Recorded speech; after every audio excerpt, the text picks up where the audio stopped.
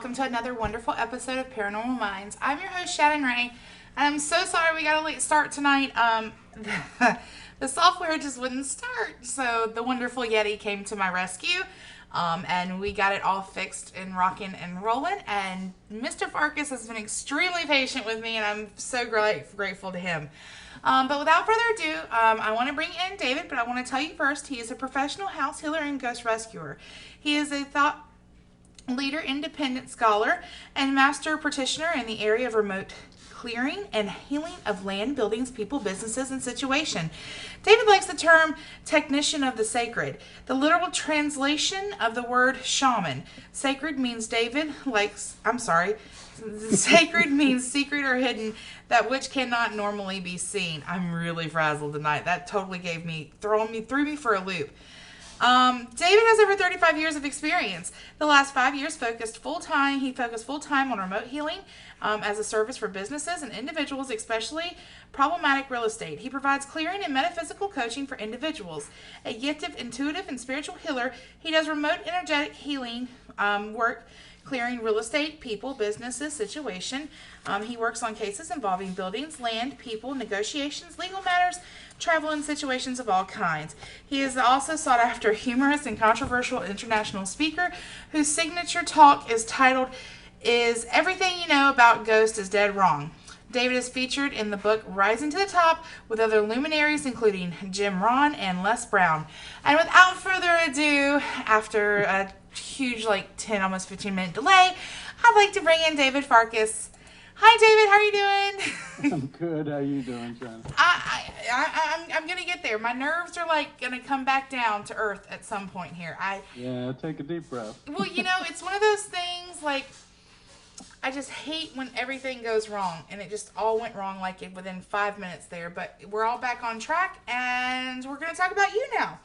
So I wanted to ask you, kind of what started your journey within the various fields that you practice? How did that journey kind of get started? How long a story do you want, Shannon? Well, give me the non-narrative Lord of the Rings version. Well, it reads a lot like one of those stories. Because I can trace the moment that I knew I was supposed to know something and that I didn't know it, and that annoyed me a lot, to when I was 9 years old. And a cousin got hurt, and I knew I was supposed to know what to do, and I didn't know what to do, and that led to my studying first aid, becoming an EMT, lifeguard, all kinds of stuff on the physical plane. But there were various turning points where I started meditating and immediately started seeing all kinds of strange things. So I was fortunate enough and grounded enough to say, I'm not crazy, so I must be seeing something that's real, and somebody knows what it is. And I went looking and found somebody who, basically took me under her arm and said, "Oh, honey, that's okay. We all go through this. This is what that is." And then I stumbled into a hands-on healing workshop and learned therapeutic touch. That led me into a whole other study of learning to do laying on hands. But the real turning point was my father had a very serious illness, and I rushed out to California to see him in the hospital, and there were a whole bunch of people that he worked with and friends that were waiting for me to get there, because there were some strange things going on, and they knew I would have a sense of what crazy thing was going on. Yeah. and I did. And after that conversation, his boss, who was a psychiatric social worker, took me outside and said, "Wow, how long you been in practice?" I said, "What do you mean? I'm not in practice." And he said, "Okay, never mind. Do you know anything about psychic surgery?" Oh, it's going to be one of those days, is it? Yeah. No, but I guess today's my day to find out. And he introduced me to a healer who had been trained in the Philippines with psychic surgeons, who he thought would turn my dad's situation around. And as it turns out, that's not what happened for my dad, but I realized that he was my teacher and that I wanted to go back to California and study with him. And in the middle of all this, somebody introduced me to a Cherokee medicine man who was very kind to me and took care of me while I was taking care of my dad. And as I left to go back to the East Coast, he was the last person that I said goodbye to, and he said, "So you coming back?" I said, "Yeah, I think so." I said, "Do you know when?" I said, "No, but if this goes the way every other conversation has gone, you're about to tell me." I said, "Yeah, pick me up on this date." So I went home and cleaned things up as well as I could, depending on who tells the story. It was good or bad, you know. Mm-hmm. And drove cross country in 4 days, threw my stuff in a pile in my new place, and went to pick up the medicine man, and went to a reservation in the middle of nowhere to have an experience I never expected. And it went on from there. I studied with these guys for 3 years. A good portion of that time I was also working nights in a locked psych hospital and living in a camper. So if you know the expression walkabout, I did a pretty good job of creating walkabout in the modern world. I was living alone in this tiny camper, studying with 2 shamans and working nights where I could see all kinds of interesting spiritual stuff going on. Wow. You know, I have a very different perspective on the experience of people that are diagnosed as being psychotic, having watched people talk to their voices, and I can see who they're talking to. Mm-hmm. Yeah, absolutely. Now, with everything being said, did you learn, you know, basically your house healing and cleansing abilities from, you know, the shaman aspect of everything? Or is it a little bit of like shaman mixed with psychic abilities, you know, mediumship mixed with everything? Like, how would you explain it? Well, anytime that we did anything, we would clear everything that was there that needed to leave and create sacred space. So it was part of the training. It was just what we did. And yes, part of it is psychic abilities, which were expanding constantly while I went through all of that and continue to change. But some of it was just my interest in buildings. You know, I've always been fascinated with that kind of stuff. I'm a former shop teacher. I've done a lot of renovation and eventually worked in energy conservation and inspected 1,500 buildings, residential, commercial, industrial buildings, for this energy conservation recommendation program. So I've seen a lot of houses, and I've been in and out of a lot of houses. And along the way, just started realizing what was going on and figured it out. But part of it was people started asking me to do it. Mm-hmm. You know, can you do this? What do you think about this? What do you think about that? And I realized that I was good at it and getting good results. And then I started speaking at dowsing conventions, usually talking about ghosts. And I'd sit with these master dowsers who had been doing amazing work for, you know, most of their lives, 30, 40, 50 years. And they would say, and then I did, oh, wait a minute. I know you always do it this way, but slow it down and tell me what you're talking about. And I learned all kinds of incredible things from these people, which gave me a different understanding of what goes on at houses, with houses, especially in the land. But also gave me tricks to do the work quickly, to, you know, get the information more quickly than I would if I was doing it psychically. Mm-hmm. And then the more recent turning point, probably, I guess it's 8 years ago now, maybe a little more, a friend of mine sent me an email and said, look at this person's website. It looks like she does the same thing that you do. You might want to contact her. And it turned out that she was in Australia, almost exactly on the opposite side of the world from me. And it was before Skype was really stable, so we were doing it all by telephone. Yeah. And so we got together and we chatted and we set up a test for each other. You know, she said, I'm gonna take you to a building in, let's see, Sydney. Because she hadn't planned it. You know, she was like, what am I seeing here? Oh, it's a building in Sydney. And she said, okay, what are you seeing? And I described the building to her.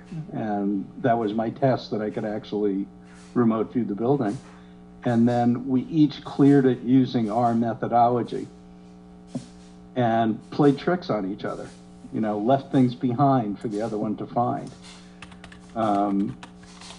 And we started working together. Anytime there were cases that weren't responding the way we expected them to, I would say cases that were weird, but everything's weird. And at one point she said, you know, if you don't mind, I'd like to give you a birthday present. I said, what's that? She said, I've never been to the States. I want to come meet you. There's something we're supposed to do together. And we spent 3 weeks together, you know, me introducing her to the United States and taking her around, and we did some talks and things, but she had never seen the Atlantic Ocean. She had never been in a place that was lush and green and had running streams, because Australia is, you know, pretty dry with the exception of 1 or 2 places in the far south. But we walked around. We knew that our hands had to be touching to make the energy connection. We walked around, and the conversation usually was, no, don't do it that way. That's your way. Do it my way. And we taught each other our methods. And she's more psychic than anybody I've ever met. Just off the charts. I call her RoboCop. She gets more information than anyone I know, but especially about what's going on in the land. So she taught me an incredible amount about ley lines and vortexes and underground water and a lot of the things that I had started to learn from the dowsers, but she knew it at a totally different level. And I was teaching her the stuff I knew about entities and how I cleared that kind of stuff, because she really was totally focused on land issues. And, you know, both of us improved our work from all of that, and we have this, you know, lifetime friendship now. For whatever reason, we live as far away from each other as you possibly can on this planet.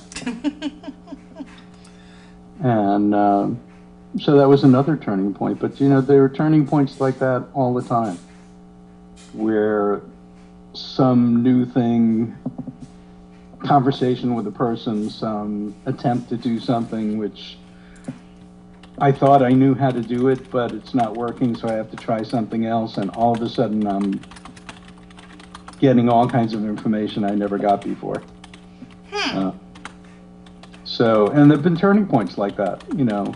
Okay, so what's going on here? And suddenly I could see it totally differently than I had ever seen it before. And it took me months of having a conversation with my guides, asking, okay, so what does this mean, and what does that mean, and can I try this, and can I try that, until I, you know, had a good understanding of how to work with it. But it's an ongoing education. So as far as house healing goes, for our guests that are kind of our viewers, not guests, I'm still trying to get unfrazzled here. For our viewers that might not know what house healing is, what is house healing? What is it for? Well, that's 2 questions. What it's for, what I typically get called about, is either a house that won't sell for reasons that are not obvious. You know, they've done all the right things. It's got curb appeal. It's been repainted. They've done the staging, all the rest of it. Everything is great about this house, and it won't sell. In effect, it's acting like stigmatized property, like a property where somebody died or some other terrible event happened and everybody knows it. And those properties take a long time to sell, and the price keeps dropping. And eventually the price gets low enough that somebody buys it. But there are properties on the market that behave the same way for no reason that anybody can figure out. So I do a lot of houses for sale. I do a lot of houses where people have just moved into them and have a feeling that it should be cleaned up. Something is, people will say there's something still here, or it doesn't feel quite right, or whatever it is that is their way of expressing, their spidey sense that something needs to be dealt with. I do a fair amount of paranormal stuff as well, where people are having phenomena go on in the house. And I can pretty quickly not just see, but through other methods, create a list of all the entities that are in the building of various types, because it's not just ghosts. Mm-hmm. And what the issues in the land are, a whole array of things. And then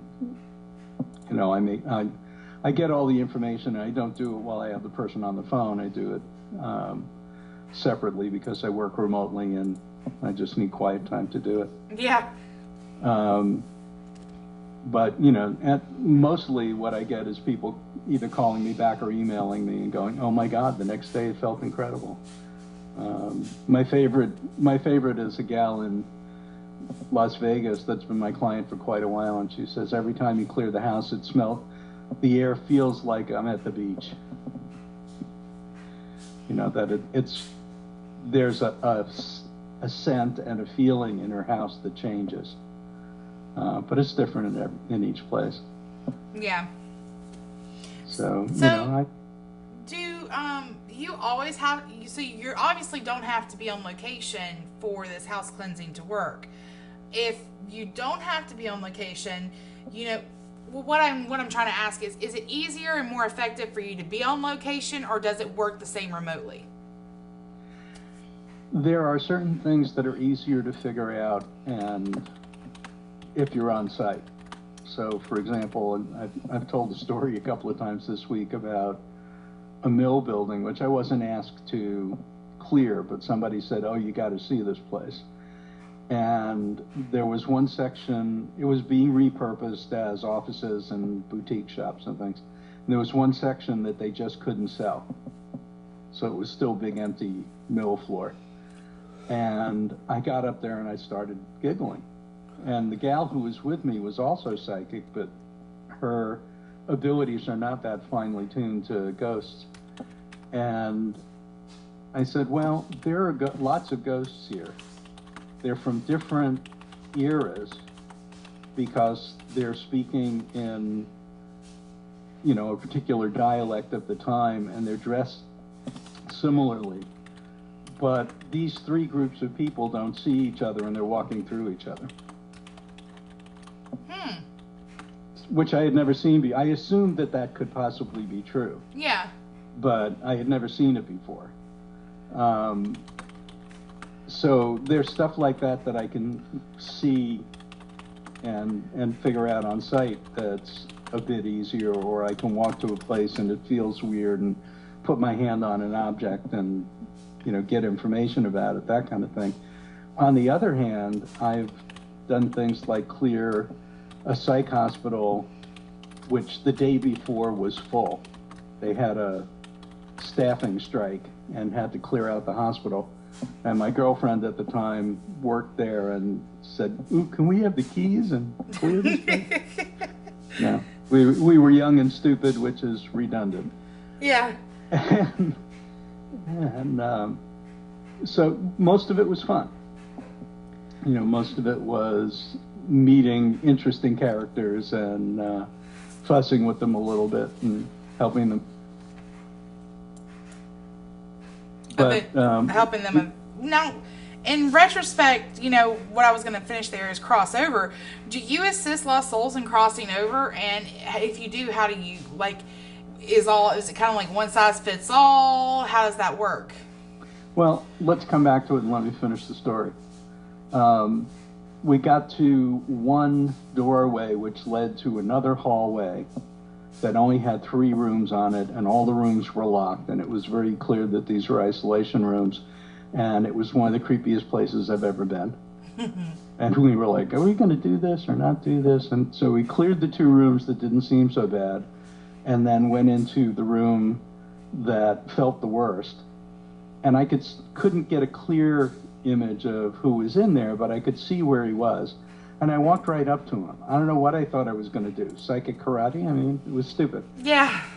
And literally, I got thrown against the wall and choked. I was pinned against the wall with someone's hands around my throat. And I, was kind of going, oh, I've heard about this, but I thought that was all just stories. I guess it's real now. What do I do? Unfortunately, the gal that was with me was good at what she did, and she shifted the energy in the room so that between the two of us, we could get him out. But it's one of the reasons that I don't work on site if I don't have to, especially if it is a heavy-duty case. Mm-hmm. They can come after me here, but they typically won't get through the protection, and if they do, it doesn't go well for them. Mm-hmm. So, if I don't have to do the traveling, and I don't have to eat the lousy food, and I don't have to be on site, and I can get the job done, and I'm safer, I'm going to do it from here. Mm-hmm. Absolutely. So in terms of crossing people over, is it one size fits all? A lot of the time, yes. And when I started doing this, I made it very, very complicated because that's what you do when you're trying to figure things out. So there was a very elaborate series of steps that I did with each spirit. Mm-hmm.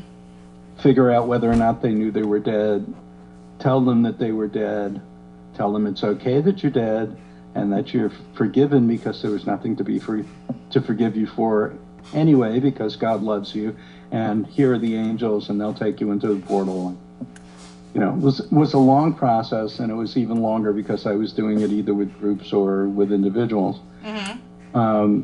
At some point, I realized that understanding was just a thought form that could be given, that I could ask for the portal to be opened and the angels to show up and project that thought form that says, yeah, you died, but it's okay, and here we go. And that almost all of them would accept that and move on.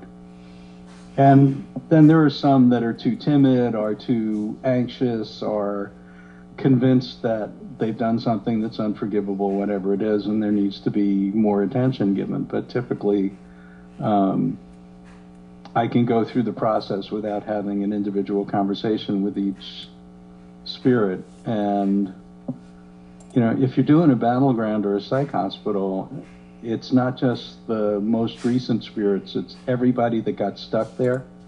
It can be tens of thousands or hundreds of thousands of souls. So I had to come up with a way to do it in such a way that a lot of people could get the message quickly and move on, because the help is there. The archangels and angels who do the work of carrying people across are ready to do it. You just have to get the lost soul to realize what's going on and go with them. Mm-hmm. So my thing is, it's not my job to have a conversation and sort out all of their emotions about this lifetime, because that's what life review is about. Mm-hmm. Sort it out. What'd you come here for? What'd you experience? What does that mean to you? What was good? What wasn't so good? All the rest of it. When you go back, what do you want to do next time? Okay, go meet your family. Yeah. Go find your soul family. Tell your stories. Have a good time. That's what you do in between. But you have to get them there. And so my thing is very much about just get them into the portal and into intake, which I really hope is not like Beetlejuice. Yeah. that would be a no bueno kind of situation again, too, huh? Hopefully they've upgraded the technology and the people are nicer. But there's something like that in terms of functionality, even though that was an incredible spoof.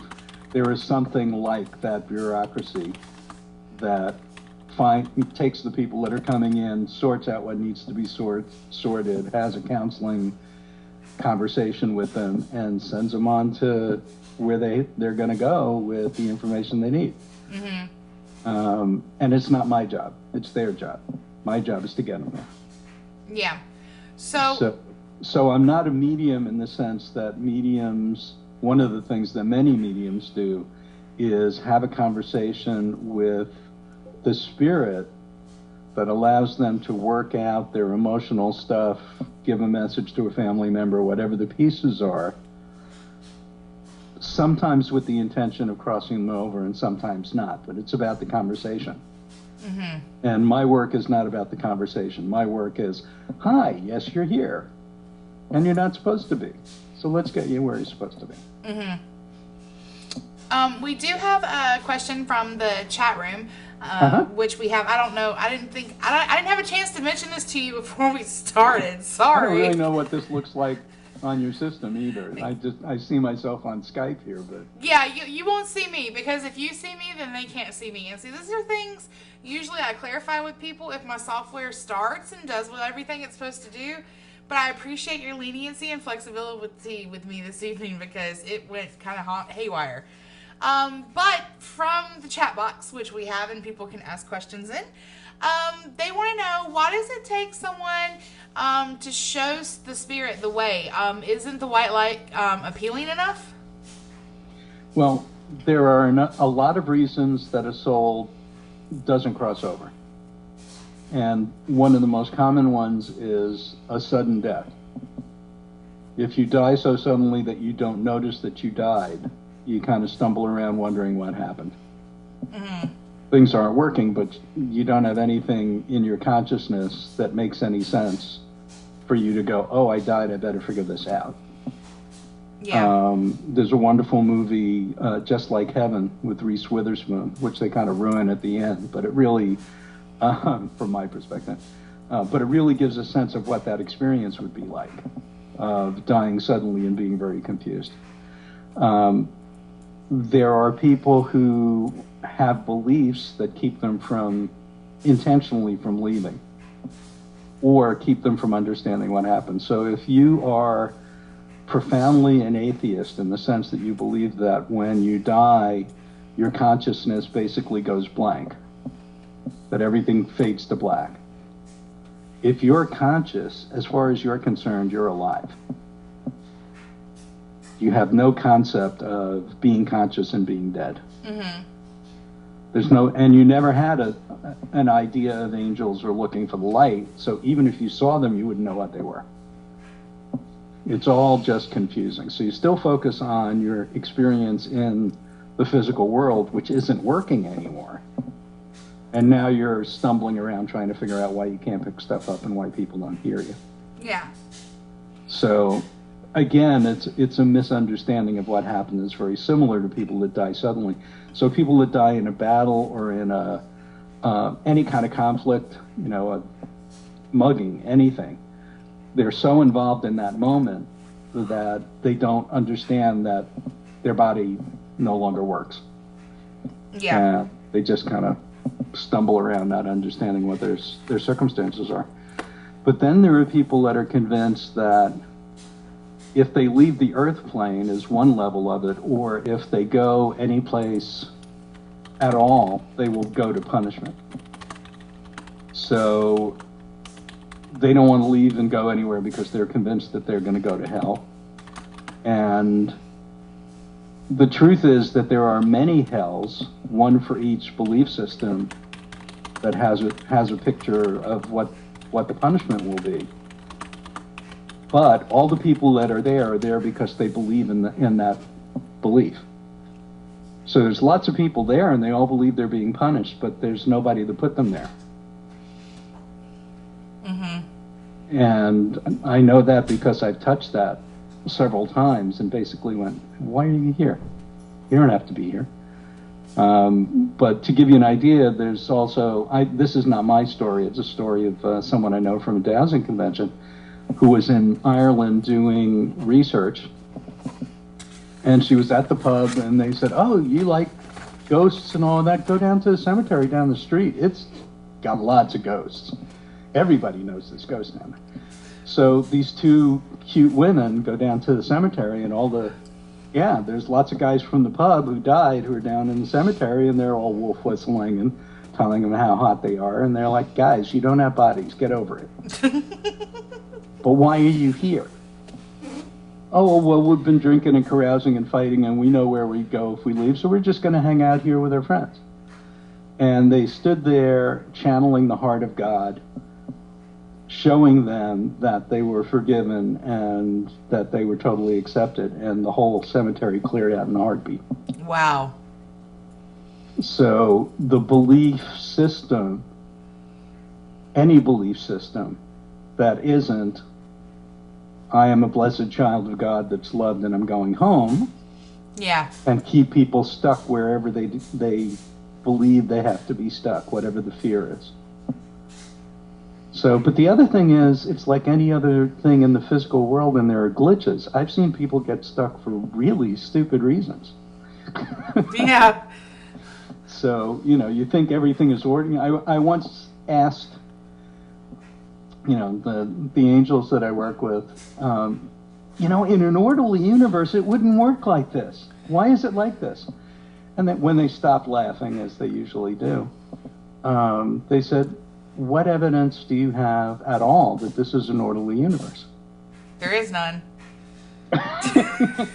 I'm just saying, there is none. Right, there's nothing right. in there's nothing in life that's orderly, so I'm sure there's nothing in death that's orderly. Right. There's chaos and entropy, and there are things that are the way they are. So you can move from point A to point B in a normal way, and it's not a big deal, but there's a lot of stuff that gets in the way. So, people that die of drug overdoses, whether it's in a hospital, in surgery, or recreational drugs or something else, they're as far out of their body and confused when they die as they were when they're going in and out of their body when they're on the drug. Which is one of the reasons that hospital waiting rooms are one of the places that people get possessed a lot. And funeral homes and cemeteries during the funeral. Because the ghosts are confused and they're looking for someone warm and fuzzy. And it's like, oh, you feel good? Can I be with you? Yeah. And people take home hitchhikers. Which is a part of the other work that I do, which is working on people. And some of that has to do with physical and emotional issues and, the kind of thing that many healers would work on. But a lot of it, more and more of it, has to do with entity possession. And as I've done it more and more, it's not as surprising as it was when I started. But I very rarely run into anybody that doesn't have at least a few ghost attachments. It's very, very rare. And there are some people, especially people who have been severely abused in childhood, any kind of abuse in childhood, sets up a pattern. It creates damage to the energy, to the aura, but also damage to the chakras, to the energy anatomy, and makes them very vulnerable to entities attaching to them. And if there was violence or drugs or any of the other dark streams involved in all of that, then demons come and feed on that too. So it's like having, internal parasites. They've got spiritual parasites attached to them all over the place. And at this point, I can look at that pattern when I'm having a conversation on the phone with people, and see the pattern of which chakras are open and which ones are chronically closed, and what their energy looks like, and what entities are attached to them, and how many. And about half of the people that talk to me, I will ask, is there abuse in your childhood? And it's almost always there. Yeah. If that pattern is there, that's what's going on. Wow. That's really intense. And it's really sad, especially for victims of that, because they already are stuck. Right. And have been through so much, and it's just another thing to overcome, Right. And then it's not unusual for them to self-medicate on various kinds of drugs, which make them even more vulnerable. Yeah, absolutely. That's 100% true. So it becomes a cycle. You know, that started out with something that they had nothing to do with, but in their struggle to try and make sense of it, especially if it's a secret. Mm-hmm. If it's something that they can't tell anybody, or even worse, if they can't even tell themselves, mm-hmm. they can't let themselves remember, then everything is just screwy. Their emotions don't make any sense. You know, the illnesses they get and everything else make no sense, but there's no way to figure it out. And until somebody like me looks at it and goes, did something happen to you when you were 3? Yeah. What's exactly not right would you hear? So I kind of do want to switch gears to the Farkas files. Mm-hmm. Can you take a moment and just kind of talk about what the Farkas files are? I've been throwing up your promo image and stuff like that I've gotten off your website all night, as well as your website address, which is above my head currently, and it's www.thefarkasfiles.com. But if you could just let us know kind of what that is, that would be great. Sure. It's called The Farkas Files. The truth is in here somewhere. You know, it's our play on the X-Files, but... excuse me.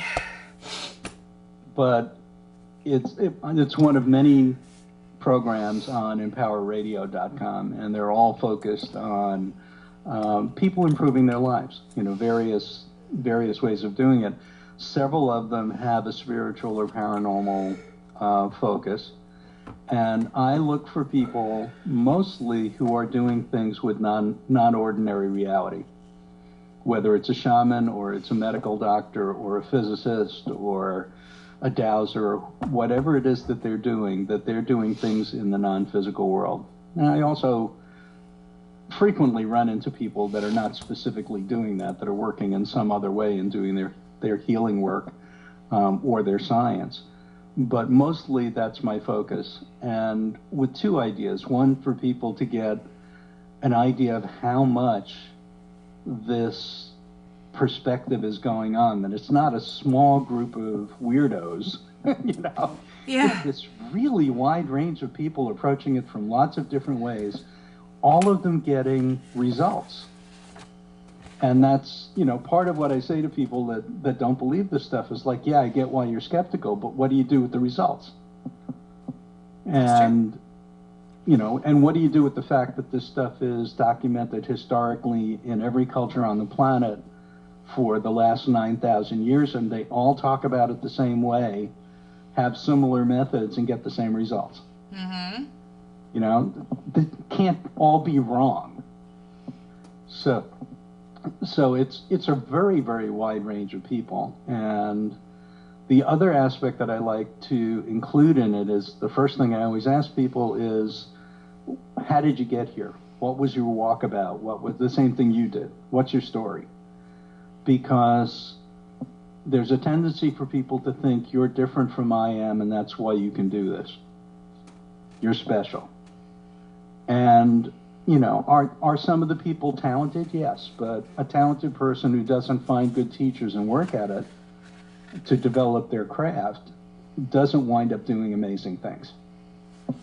So everybody's got a story. Everybody's got a story that typically starts out with a big challenge in their life and going looking for a solution, mm-hmm. and finding a teacher, and not, you know, whatever the combination of it is, but the same story over and over again, in the particular details of that person's life. And that's a big part of what I love doing on the show, is giving people an idea of, you can do this too, and look at all the different ways that people have been drawn into doing things with this. And also just to make people realize it's not scary. Yeah. You know, after you've listened to, you know, because you can listen to in the archive, and we've got, I guess, over 60 shows in the archive. You know, it's just one story after another of people that are addressing challenges first for themselves, typically, or for their family, and then making themselves available to others. The gal I spoke to last week, it started with her husband, who was a physicist and had a life-threatening illness, and someone said, you really should go to the outback of Australia and meet this particular guy. And he went to the outback in the middle of nowhere and spent several weeks and came back walking. Wow. And he was told he would die in 6 months, and he lived, I forget what the exact number of years was, but, like 10 years. Yeah. And his wife wound up curing also an incurable disease. And after learning all the methods from her husband, she wound up going to the outback to spend time with the tribe. So she had her own personal experience of being with them and learning from them. And I was totally surprised that their methods and their approach were very different from what I expected. Like, it was much more psychological and spiritual in the sense of looking at where this started within you than it was ceremony or ritual or hands-on healing or any of that. Not that that wasn't there and it wasn't going on in the tribes. There was also a lot about telepathy. And other psychic skills that developed as they were in that environment and doing their own healing, and they developed these skills because they're natural and they were with people that it was natural to. So how do you apply the knowledge that everything is made of energy? And how does this help you understand life? Yeah, it's one of the things that I mourn constantly is that people can graduate high school in this country and not understand or at least struggle with the concept that Einstein came up with 100 years ago, which is that everything is energy, but some of that energy also is physical particles. So a beam of light is a wave, an electromagnetic wave of a particular frequency, and under certain circumstances, when you look for it, it's also a stream of photons. And that's the nature of everything. There is some strange illusion going on in our experience with our senses that makes some of the energy look solid. We experience it as solid. But the more physics has looked at it, the more they say, yeah, well, you look at smaller and smaller and smaller and subatomic and then smaller than subatomic particles, and what do you get to? You get to an energy field. They don't have equipment to measure it yet, so it's all theories, and they're trying to, but it basically gets down to this is all an energy field somehow. And there are many different, is it a hologram? Is it one hologram that is one version of many different versions of the universe with slight variations for the different choices that you made in different parts of the timeline? We call it the multiverse. I mean, the physicists sound stranger than the mystics do now. Yeah. And, basically, what it changes in your life is that you start looking at it and going, well, how can I affect this? That everything starts internally with your feelings and your thoughts.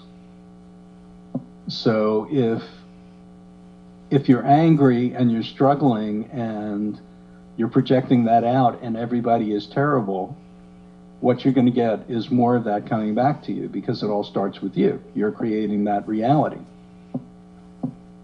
That's true. Okay? If you shift your energy and become calmer and focus on kindness and love, then you have a totally different experience of what's going on. And, the golden rule is in every religion and spiritual tradition in some version. That's true. And it basically says, what you do to other people will happen to you. So don't do stuff to other people that you don't want to have done to you. Yeah. And that's the law of karma. It's the law of manifestation. It comes out to be a moral rule because you're saying don't hurt people because it'll hurt you. But most people don't even get that level. It's all out there. Somebody's doing it to us, right and wrong, bad and good.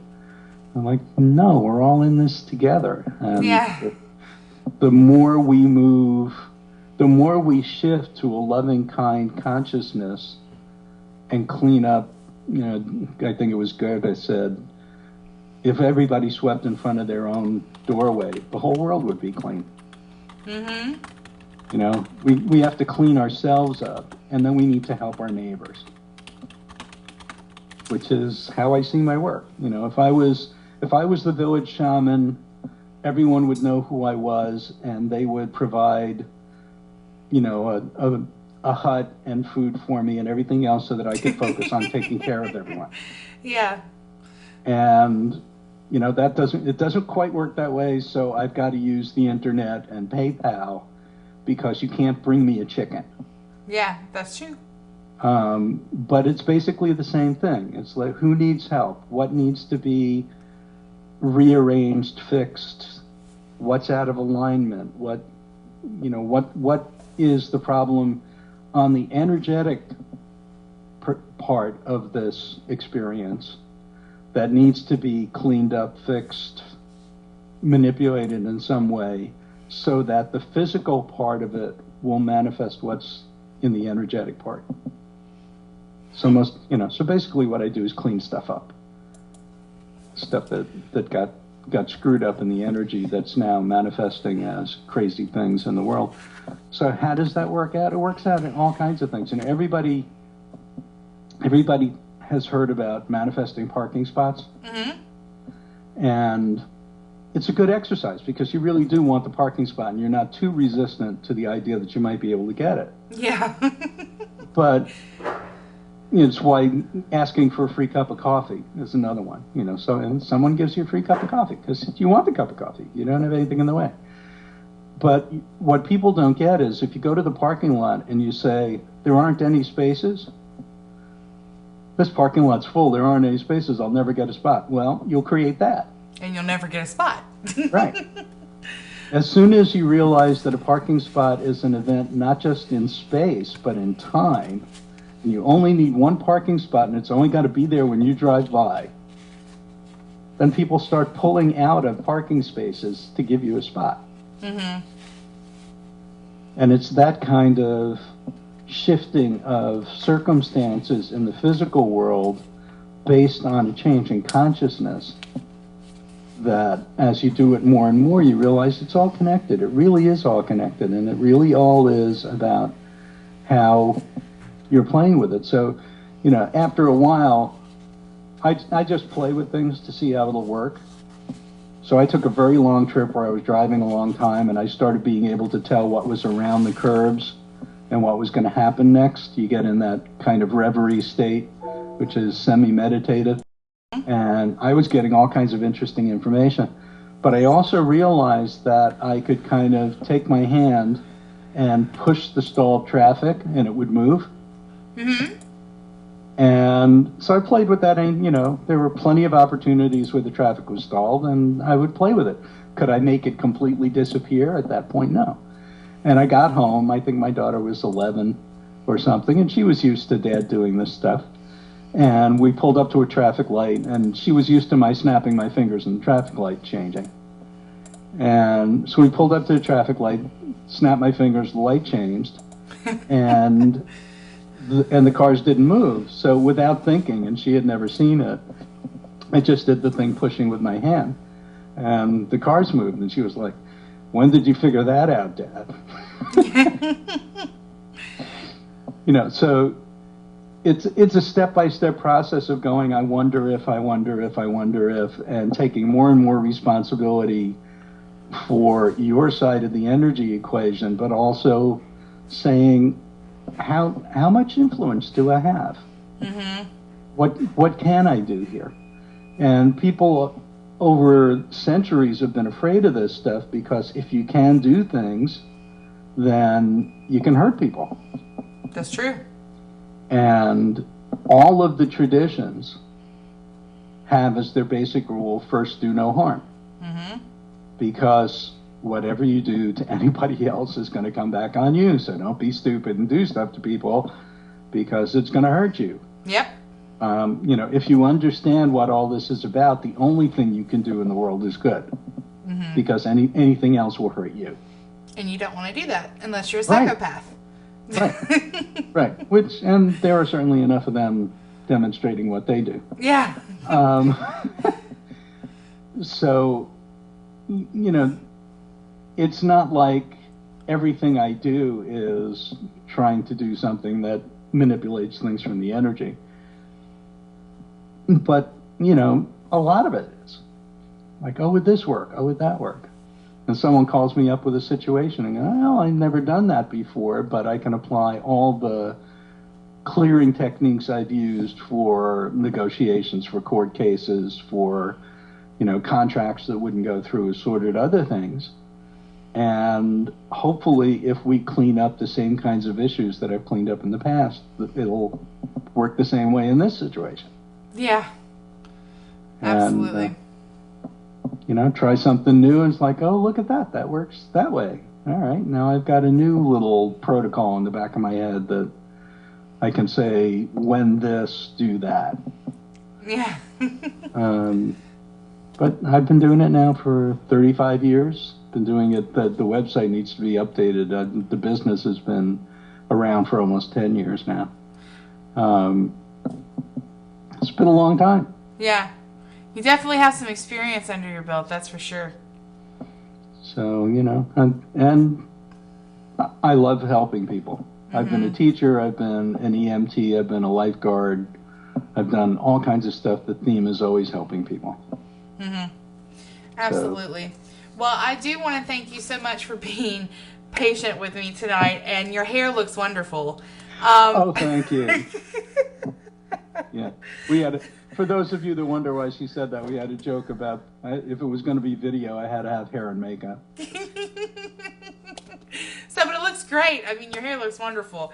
But seriously, thank you for being so patient and flexible tonight. This was a first for me of just craziness. It was very interesting. But I've got my show, and periodically everything crashes and burns. The advantage is we have a studio that's managing, that's in the middle of it. And so the guy in the studio can usually either bring it back up or whatever. But when I do my show, I have 2 computers with Skype running and my cell phone. Because I have finished the show on occasion on my cell phone. Yeah, which I always have my cell phone too, but the problem is, if Skype burns, then I can go to my cell phone, but if the production software burns like it did today, I'm just goofed, because there was nothing I could do. Right, exactly. So, on my end, it's not production software, it's a studio, and they handle that stuff on there. Yeah, well, the wonderful Yeti saved me, and I'm very grateful, but I do want to tell you, David, that I'm very thankful for you being on and being so flexible tonight. You were absolutely awesome and patient and amazing. I got to give you credit where credit's due. Thank you, and let me tell people where they can find me. Absolutely. You can Google David Franklin Farkas, or you can go to househealing.com, and all my information is there. And I do a free 20-minute introductory assessment, see what's going on with you and how I might be helpful. And there's a scheduling link on the contact page so we don't have to play phone tag to set up a time. And the show is, you can find all the information at thefarkasfiles.com. And both of those websites, for those of you looking at your screen, are on your on your screen right now. The House Healing website is above Mr. Farkas's head, and the other one is below his head. So be sure to jot those down to check out more about David Farkas and to keep up with his files and the things and the workings that he's doing. Once again, Mr. Farkas, thank you so much for being on and being so patient. I really appreciate it. And next week, for all of you guys, be sure to tune in and for Viral Mythology, I'm going to have Marie Jones and Larry Flaxman on. They are both co-authors of this book, and it's about nursery rhymes and the spooky, crazy things behind it. I'm really looking forward to it. So please be sure to tune in then. Once again, thank you, Mr. Farkas, and his websites are up on your screen one more time, househealing.com and thefarkasfiles.com. Thank you, everyone, and we will see you next week. Have a wonderful week, and we'll see you right back here. Bye, everyone. Thanks, Shannon.